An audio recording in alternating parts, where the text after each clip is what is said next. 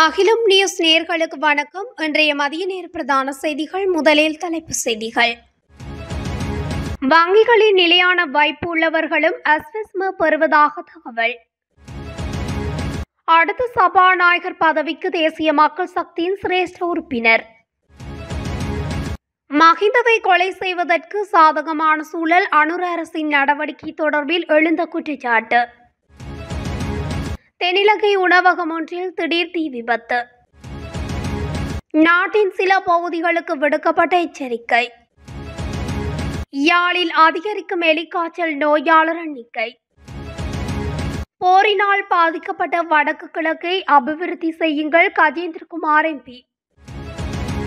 வடக்கு மக்களுக்கு வெளியான எச்சரிக்கை கொட்டி தீர்க்கப் போகும் மழை. கட்டுப்பாட்டு விலையை மீறி அரிசி விற்பனை தொடரும் சோதனை நடவடிக்கை. இரவில் ஏற்பட்ட கோர விபத்து, இளைஞர்கள் 2 மரணம், 1 ஆபத்தான நிலையில். தொடர்பான விரிவான செய்திகள். வங்கிகளில் 3 மில்லியன் ரூபாவுக்கு மேல் நிலையான வைப்பு உள்ளவர்களும் அஸ்வஸ்ம சமூக நலன் பெறுவதாக தகவல் வெளியாகியுள்ளது. தென் மாகாணத்தில் உள்ள சில நிவாரண பயனாளிகள் நிவாரண தொகை பெறும் வங்கியிலேயே நிலையான வைப்பு கணக்குகளை வைத்திருப்பதாக தெரிய வந்துள்ளது. இந்த தகவல்களை மாத்தறை மாவட்ட அபிவிருத்தி குழு கூட்டத்தில் கலந்து கொண்ட தென் மாகாண காணி ஆணையாளர் சேனக பள்ளிக்குறுக்கே வெளிப்படுத்தினார். வங்கி மேலாளர்களுக்கும் வங்கி அதிகாரிகளுக்கும் இது தொடர்பான தகவல்கள் தெரியும், அதனால் அது தொடர்பான தகவல்களை பெற முடியும் என அவர் குறிப்பிட்டுள்ளார். இது தொடர்பில் கைத்தொழில் மற்றும் தொழில் முயற்சி அபிவிருத்தி அமைச்சர் சுனில் ஹந்துன்னெத்தியிடம் வினவிய போது மாவட்ட அபிவிருத்தி குழு கூட்டத்தில் தகவல்கள் வெளியாகியுள்ளதால் இது தொடர்பில் விசாரணை நடத்தப்பட வேண்டும் என குறிப்பிட்டுள்ளார். அதற்காக அனைத்து பயனாளிகளின் தகவல்களையும் ஆய்வு செய்வோம் என அவர் குறிப்பிட்டுள்ளார். மாத்தறை மாவட்டத்தில் சுமார் 53,000 காப்புறுதி பயனாளிகள் இருப்பதாகவும் அந்த அனைத்து பயனாளிகளின் புதுப்பிக்கப்பட்ட தகவல்கள் தொடர்பிலும் அறிக்கை பெறப்படும் என அமைச்சர் மேலும் தெரிவித்துள்ளார். சபாநாயகர் பதவிக்கு அசோக ரன்வல நியமிக்கப்பட்டு 1 மாதம் கூட செல்லாத நிலையில் அவர் தற்போது பதவி விலகியுள்ளார். இந்நிலையில் அடுத்த சபாநாயகர் பதவிக்கு நிகால் களபதியை கொண்டு வருவதற்கான சாத்தியக்கூறுகள் காணப்படுவதாக அரசியல் வட்டாரங்களில் பேசப்படுகின்றது.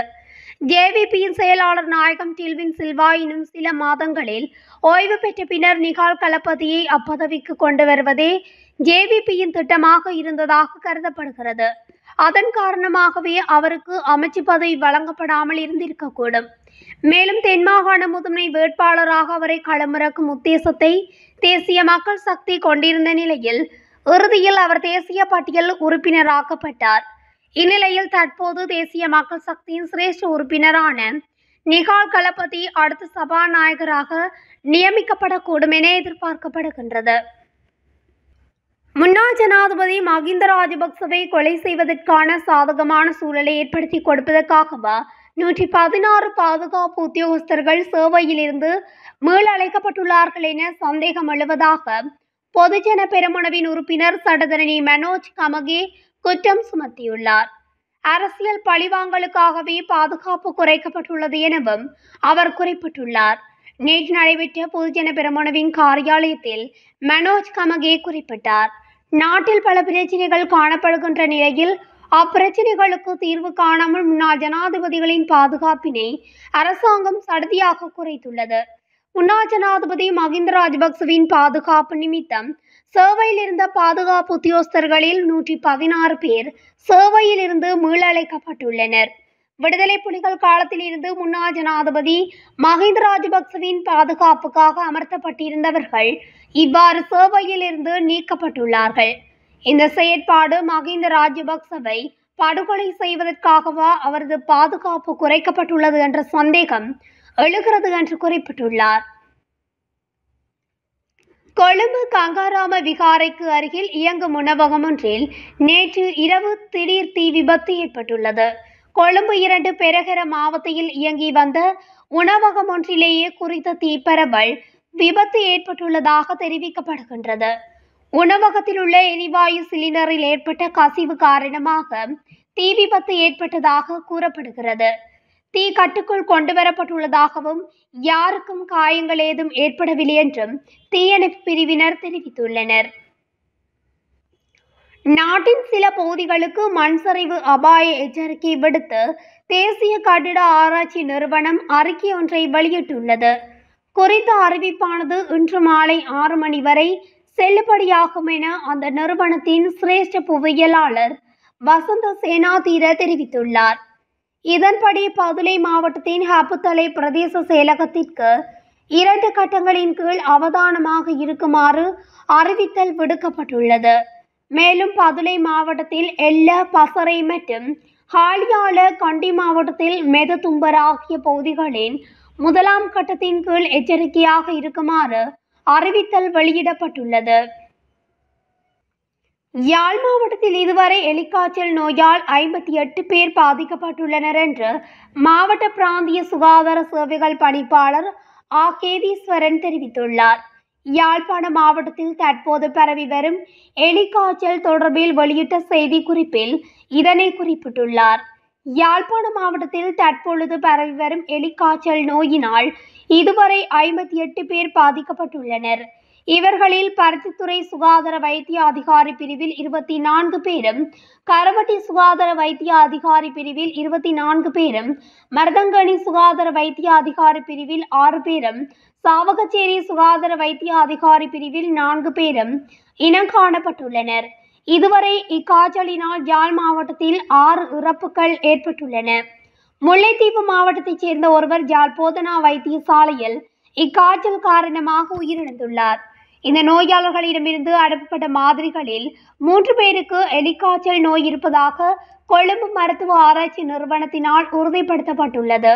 இக்காய்ச்சல் வரும் மேற்படி சுகாதார வைத்திய அதிகாரி பிரிவுகளில் யாருக்காவது காய்ச்சல் ஏற்படின் ஒரு நாள் காய்ச்சலாக இருந்தாலும் உடனடியாக அருகிலுள்ள அரசு மருத்துவமனையை நாடும்படி பொதுமக்களுக்கு அறிவுறுத்தப்பட்டுள்ளது. இந்த நோய் பரவக்கூடிய ஆபத்து இலக்கினரான விவசாயிகளுக்கு விவசாய திணைக்களத்தின் உதவியுடன் கிராம மட்ட விவசாய குழுக்கள் மூலம் தடுப்பு மருந்து வழங்கும் பணிகள் தற்போது இடம்பெற்று வருகின்றன. மேலும் எலிக்காய்ச்சல் நோய்க்கு சிகிச்சை அளிப்பதற்கும் தடுப்பு மருந்துகளை வழங்குவதற்காகவும் கொழும்பிலிருந்து எடுத்து வரப்பட்ட மருந்துகள் யாழ் மாவட்டத்தில் உள்ள சகல சுகாதார வைத்திய அதிகாரி பணிமனைகளுக்கும், இந்த நோய் தீவிரமாக பரவி வரும் பிரதேசங்களில் உள்ள வைத்தியசாலைகளுக்கும் அனுப்பி வைக்கப்பட உள்ளது என தெரிவித்துள்ளார். போரினால் பாதிக்கப்பட்ட வடக்கு கிழக்கு மாகாணங்களுக்கு விசேட திட்டத்தை வகுத்து அபிவிருத்தி செய்யுங்கள் என தமிழ் தேசிய மக்கள் முன்னணியின் தலைவரும் நாடாளுமன்ற உறுப்பினருமான கஜேந்திரகுமார் பொன்னம்பலம் வேண்டுகோள் விடுத்துள்ளார். யாழ்ப்பாண மாவட்ட ஒருங்கிணைப்பு குழு கூட்டம் நேற்று நடைபெற்ற போது அதில் கலந்து கொண்டு துறைசார் திட்டங்கள் தொடர்பில் உரையாற்றுகையில் இவ்வாறு குறிப்பிட்டுள்ளார். போரால் பாதிக்கப்பட்ட மாகாணமாக வடக்கு கிழக்கு இருப்பதால் அதனை அபிவிருத்தி செய்வதற்கு விசேட நிதி ஒதுக்கீடு தேவை. எனவே அரசாங்க நிதியிலோ அல்லது வெளிநாடுகளின் நிதி உதவிகளை பெற்று விசேட திட்டங்களை அமைத்து அபிவிருத்திகளை செய்ய வேண்டும். ஏனைய மாகாணங்களை போன்று இங்கும் அவ்வாறு செய்வதால் முன்னேற முடியாது.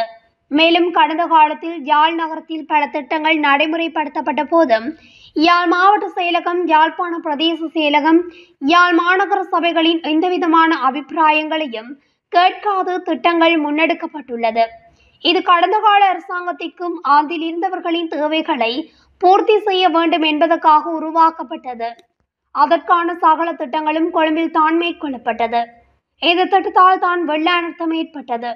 இவ்வாறான திட்டங்களை மேற்கொள்ளாது மக்களின் தேவைகளுக்கு ஏற்ப விசேட திட்டங்களை வடக்கு கிழக்கு மாகாணங்களுக்கு உருவாக்கி முன்னோக்கி செல்ல வேண்டும். கடத்தொழில் அமைச்சராக உள்ளமையால் அமைச்சரவையிலும் இந்த விடயத்தை பேசி அதற்கான திட்டத்தை உருவாக்க வேண்டும் என தெரிவித்துள்ளார். வடக்கு மற்றும் கிழக்கு மாகாணங்களில் பல தடவைகள் மழை பெய்யும் என எதிர்பார்க்கப்படுவதாக வளிமண்டலவியல் திணைக்களம் எதிர்ப்பு கூறியுள்ளது. நாட்டின் ஏனைய பிரதேசங்களில் பல இடங்களில் மாலையில் அல்லது இரவில் மழை அல்லது இடியுடன் கூடிய மழை பெய்யக்கூடிய சாத்தியம் காணப்படுகின்றது. மேல் மற்றும் சப்ரகமு மத்திய மாகாணங்களிலும் காலி மற்றும் மாத்தறை மாவட்டங்களிலும் 75 மில்லிமீட்டர் அளவில் பலத்த மழை பெய்ய வாய்ப்புள்ளது. இடியுடன் கூடிய மழை பெய்யும் வேளைகளில் அப்பிரதேசங்களில் தற்காலிகமாக பலத்த காற்றும் வீசக்கூடும். மின்னல் தாக்கங்களினால் ஏற்படக்கூடிய பாதிப்புகளை குறைத்துக் கொள்ள தேவையான முன்னெச்சரிக்கை நடவடிக்கைகளை எடுத்துக்கொள்ளுமாறு பொதுமக்கள் அறிவுறுத்தப்படுகின்றார்கள். நாடளாவிய ரீதியில் அரிசி தொடர்பான சோதனை நடவடிக்கைகள் தொடர்ந்து முன்னெடுக்கப்பட்டு வருவதாக நுகர்வோர் விவகார அதிகார சபை தெரிவித்துள்ளது. நாடளாவிய ரீதியில் நேற்றைய தினம் சுமார் 75 சுற்றி வளைப்புகள் நடத்தப்பட்டதாக அதன் பணிப்பாளர் அசேல பண்டார குறிப்பிட்டுள்ளார். இனிவரும் காலங்களில் வார இறுதி நாட்களிலும் விடுமுறை நாட்களிலும் சுற்றி வளைப்புகளை நடத்துமாறு சம்பந்தப்பட்ட அதிகாரிகளுக்கு அறிவுறுத்தப்பட்டுள்ளதாக அவர் குறிப்பிட்டுள்ளார். இறக்குமதி செய்யப்பட்ட அரிசி கையிருப்பு சந்தைக்கு வருவதால் அரிசியின் விலை குறைந்துள்ளதோடு சில பிரதேசங்களில் நெல் விலையும் குறைவடைந்துள்ளதாகவும் தகவல்கள் கிடைக்கப்பெறுவதாக அவர் மேலும் குறிப்பிட்டுள்ளார். இதற்கிடையில் அரசு வர்த்தக கொடுதாபனத்தினால் 5200 மெட்ரிக் டன் நாட்டரிசியை இறக்குமதி செய்வதற்கான ஏற்பாடுகள் செய்யப்பட்டுள்ளதுடன் இதன் முதல் தொகுதி இம்மாதம் 19ஆம் தேதி இலங்கை வரவுள்ளதாக தெரிவிக்கப்பட்டுள்ளது. கல்பட்டி பாலாவி பிரதான வீதியின் சேத்தாப்புல பிரதேசத்தில் நேற்று இரவு இடம்பெற்ற வாகன விபத்தில் 2 இளைஞர்கள் உயிரிழந்துள்ளனர். விபத்தில் மேலும் ஒருவர் காயமடைந்துள்ளதாகவும் அவர் உயிருக்கு ஆபத்தான நிலையில் வைத்தியசாலையில் அனுமதிக்கப்பட்டுள்ளதாகவும் நுரைச்சோலை போலீசார் தெரிவித்துள்ளனர்.